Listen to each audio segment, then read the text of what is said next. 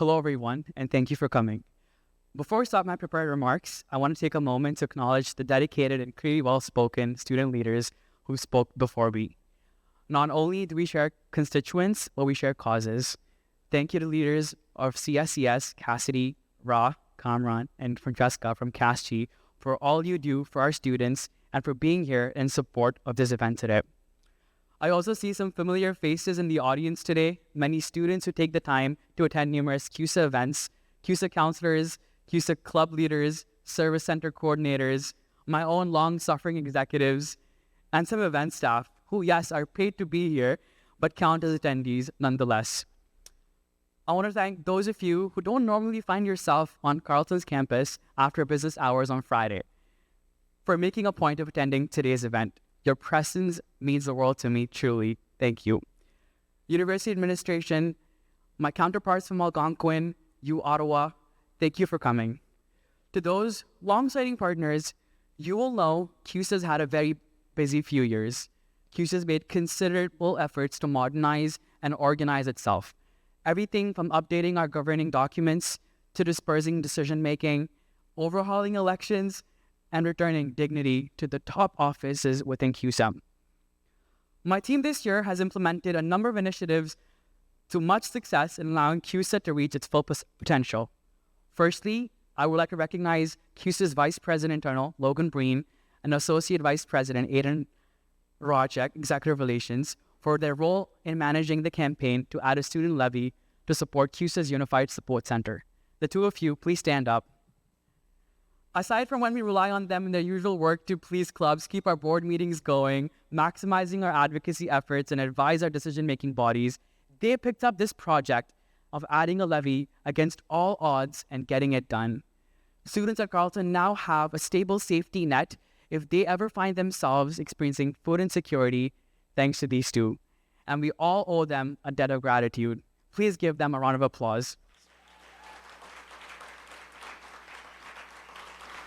Secondly, I would like to recognize Vice President Student Life, Iman El-Naidani, and Associate Vice President Student Experience, Itoro Omana, for your work in launching Chonk Nation.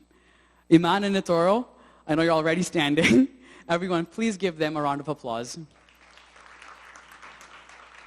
This hype team, Chonk Nation, that you have created, has quickly turned into an integral cog in the Cusa machine. And aside from their invaluable support during the referendum, they have represented Cusa well in a student's first interaction with Cusa and got the word out about us in ways we were missing before.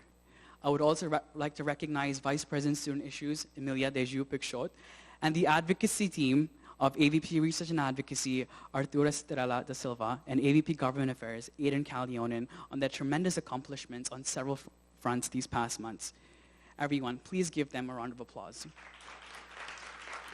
From publishing the Advocacy Roadmap and the Advocacy Concern Forum to the work on transit, housing, sexual and reproductive rights, they have held the fort on student advocacy. Sean Joe Ezigbo, our Vice President Finance, and Musab Chaudhry, our AVP for Student Funds, thank you so much for taking the daunting challenge of presenting Cusa's budget and increasing our financial student aid and grant applications. Thank you so much. Everyone, please give them a round of applause.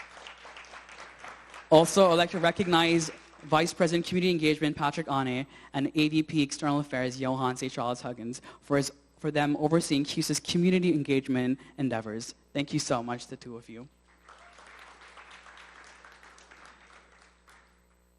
By now, you've heard me thank not only my vice presidents, but also my associate vice presidents. This year, we emboldened our student leadership. We expanded our capacity and chose 9 of the most talented student leaders on campus, from over 200 applications to join our executive council. However, these roles are part of a larger trend at Cusa.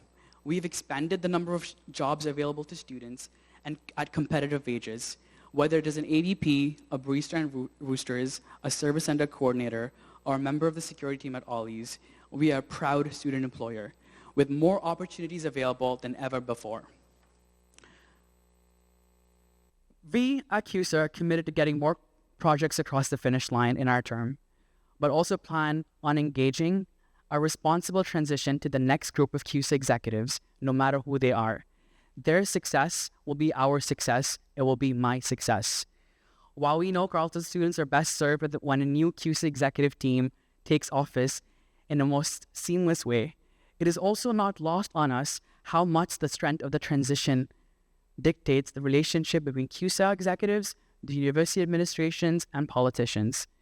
You have my word that this year we will offer a strong transition, not only for the sake of the dignity of the new student leaders, but also as a best practice and efficiency when working with consistent partners. Now, as I said earlier, your presence means a lot to me personally. That's because this type of address from a CUSA president and other student leaders is a once-in-a-year endeavor, meaning you all have made an effort to see what I have decided to talk about when I, Faris, is given the microphone. Aside from campaigning for the role of president, when you talk to any student who will give you their time of the day in the hallways or tunnels or while they're lining up at roosters, preparing for this speech has been the most aligned I've had ever needed to be with the student needs. What is at the top of the student mind? What are their most salient needs? What do I need to say to do their opinion the most justice? While global and geopolitical events, such as the pandemic, wars, coups, or inflation, have seemed to come and go over my time at Carleton, certain themes of the student experience endure. Some of the most common concerns about the student experience I hear involve a desire for more bookable private study room, mental health support, event spaces, and a desire for a reliable public transit system. I wonder if it's not just students. However, one concern reigns supreme. A lot of students will say, who are already attending university, that believe that university is unaffordable, it's unattainable, and sometimes feels like a luxury. When speaking with international students, not only do they echo their domestic peers, but they also add a variable of unpredictability or volatility in their fees as chief among their concerns. As we all know, the Canadian government has promised prioritize immigration as a means to fulfill Canada's workforce demands. And while more can be done to ensure international students have a pathway to remain in Canada upon their graduation, it is a good path to have, and we recognize is not one that exists in every country. Institutions like Carleton have brought in this mission and recruited students from places like mainland China, Europe, India, Africa, the Middle East, and other regions. The experience that we give to international students transgresses traditional education. Not only are they a part of the carefully designed curricular experience, but they're experiencing an entirely new culture, examining their own assumptions and biases in invigorating and painful ways, developing them as peoples and professionals in ways it's impossible to capture in tests or learning outcomes. Furthermore, a lot of domestic students benefit from the presence of international students. Diverse identities and experiences in a class project, in the management of a club, and a seminar discussion tend to lead to more informed decision-making, more learning, and a greater interrogation of the status quo. To think what our predecessors in the 1950s were missing before the intentional multiplicity of worldviews is staggering and a little frightening these days. Simply by being who they are and feeling empowered to represent their viewpoints and perspectives, international students are not only themselves growing and learning, they are a major source of pure learning for domestic Canadian students. The results are in. Domestic students who attend universities with more international, racialized, or marginalized students enter the workforce better prepared to their peers who attend largely homogenous institutions. We all know student tuitions and fees are one of the most significant revenues for post-secondary institutions, and as domestic students have been the beneficiaries of a provincial tuition cap in the past few years, the international student population have been seen as a less restricted entity where the regulations are not placed by the university but by the government, but instead by what society will deem moral, or rather, what society will accept without being driven to protest. Not only has the tuition for international students risen over the past several years, but the number of international students attending Carleton has risen. The financial benefit of enrolling international students at high and unpredictable tuition appears to be much to sacrifice. I propose that Carleton has a chance to be among the first wave of university in Canada to offer a tuition guarantee. Aside from being recommended in the recent report by the Blue Ribbon Panel, chaired by the former Carleton University Provost, Many universities like Brock Dalhousie have become programs where an international student commits to attend an institution. They are, in one form or another, provided with a commitment from the university what tuition will be for their first 5 years institution, allowing the student and their family predictability. Carleton can implement the tuition guarantee, despite how difficult it may sound for the university planning a budget for 2029. If you're a Carleton administrator, it is justified to be worried about the shackling.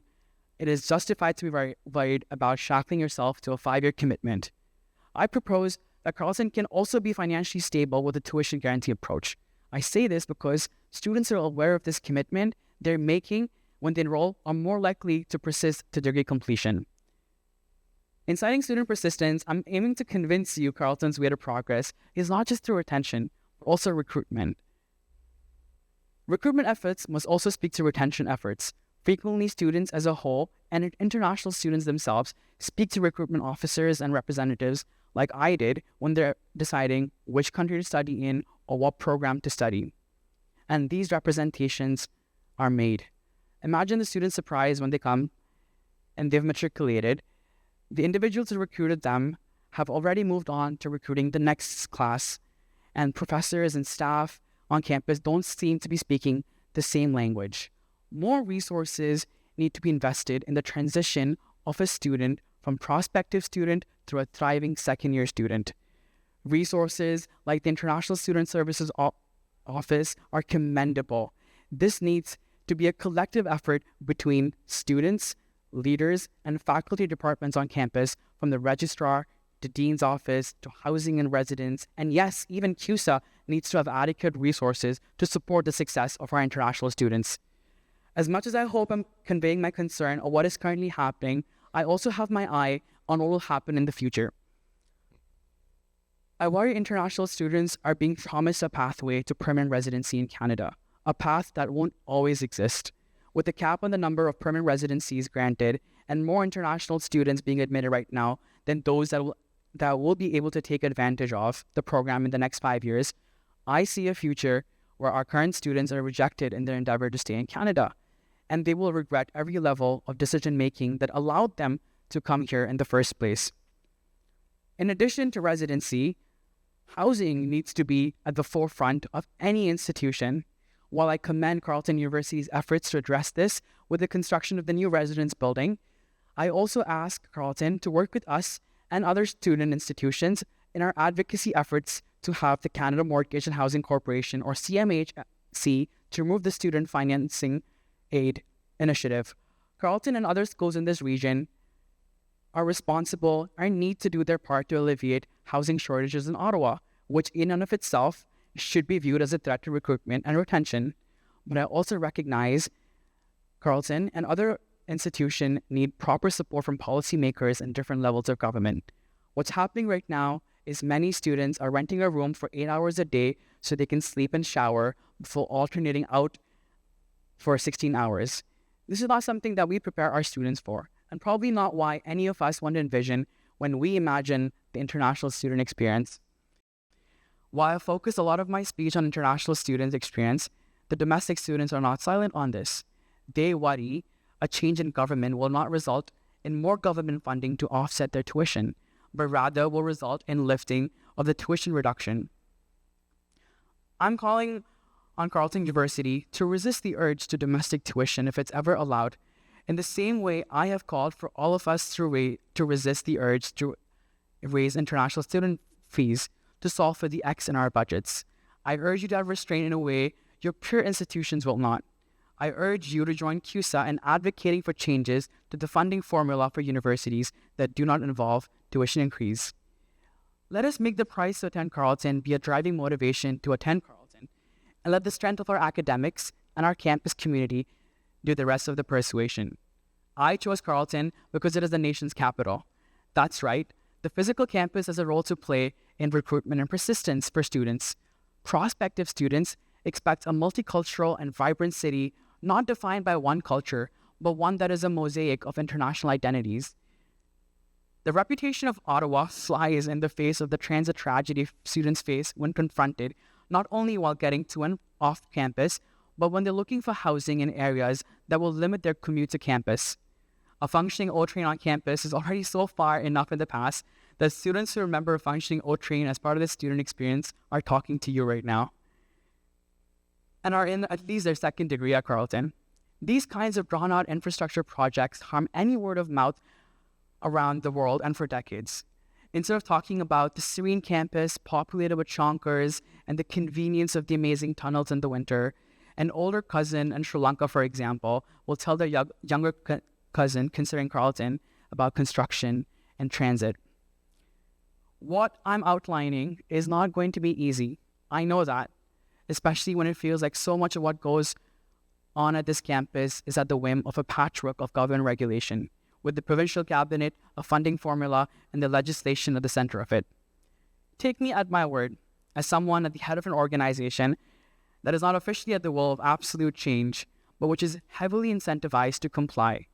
Cusa has risen to the challenge posed to our internal operations and works collaboratively to operate responsibly even outside the four corners. Carleton University might rise to the challenge with or without the provincial government. As I try to convince you to rise to this challenge, it is worth asking what success will look like. Aside from theories, plans, and promises, what can we expect on a student-by-student basis?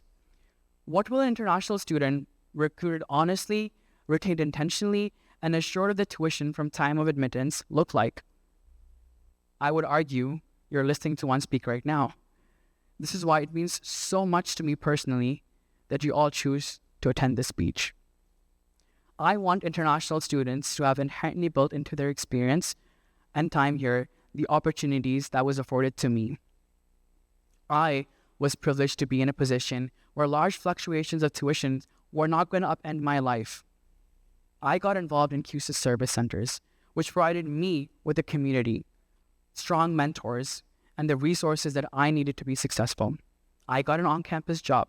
I got involved in clubs and societies, representing Carleton internationally. And thanks to both my job and my extracurriculars, I progressed through the ranks of the organization until the students put their confidence in me to represent them as their president. I imagine a future where opportunities I have had are available to all international students, where someone feels their strong support network involves their fellow peers, their elected student leaders, university staff, professors across multiple departments, including the people who recruited them.